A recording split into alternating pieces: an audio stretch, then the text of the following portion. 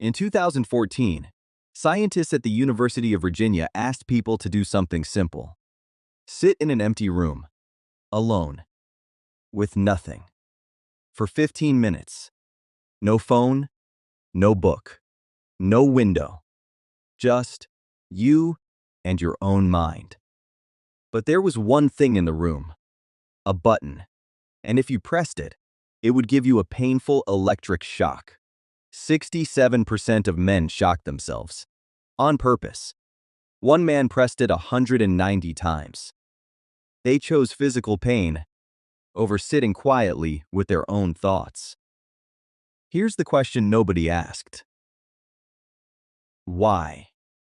Your ancestors sat in stillness for hours, every single night, for 300,000 years, and they were fine.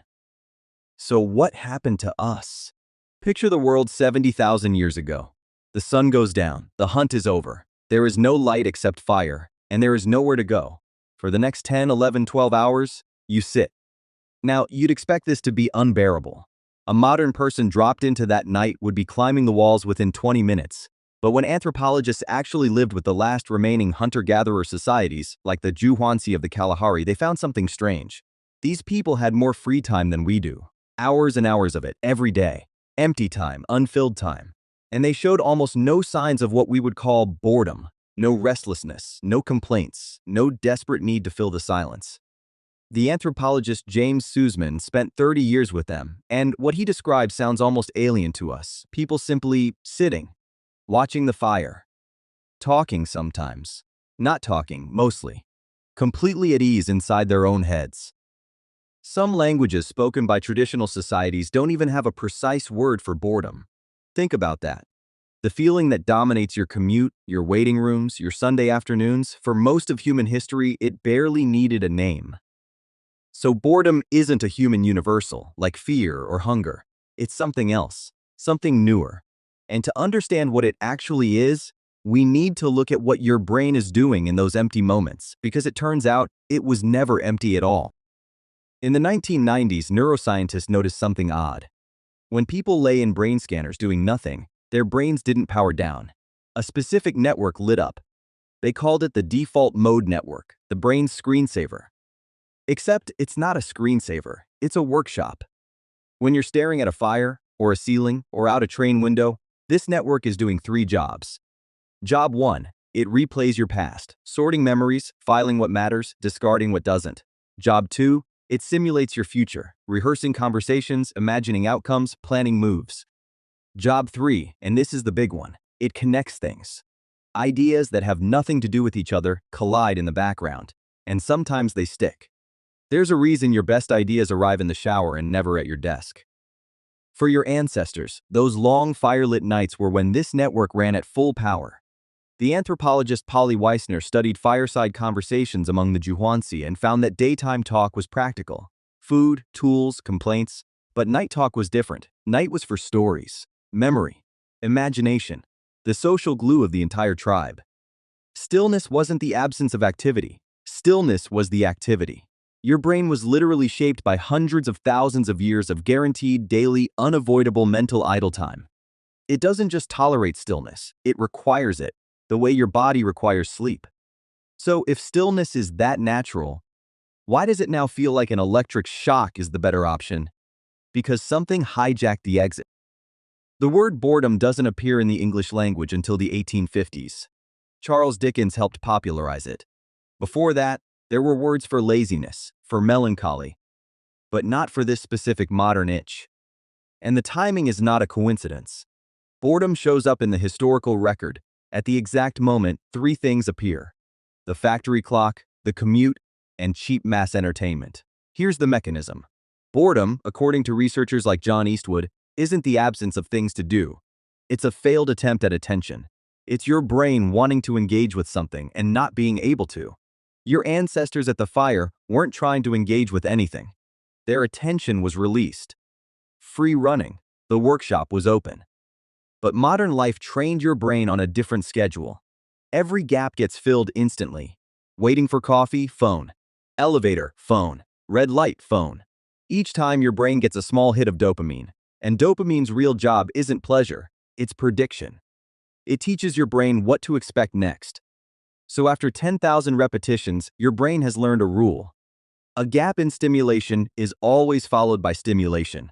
Emptiness is a loading screen. And now, when you sit in stillness, your brain isn't resting like your ancestors' brains did. It's waiting. It's a dog staring at the door, certain the walk is coming. That agitation, that itch, that low-grade panic in a quiet room, that's not boredom as humans knew it for millennia. That's withdrawal. The men shocking themselves in that Virginia lab weren't weak.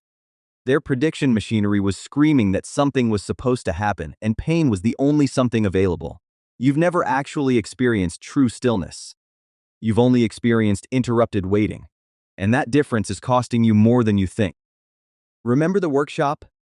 The default mode network with its 3 jobs: filing your past, rehearsing your future, connecting your ideas?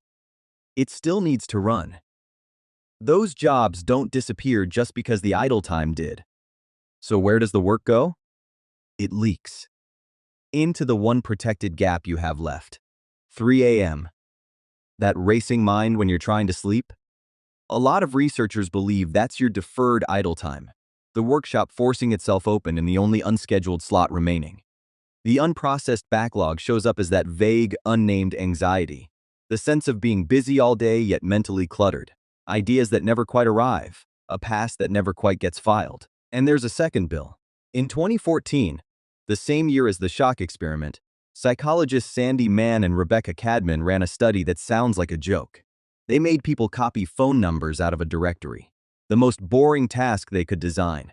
Then they asked everyone to invent creative uses for a pair of plastic cups.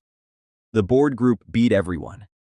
And when they made the task even duller, just reading the phone book, creativity went even higher.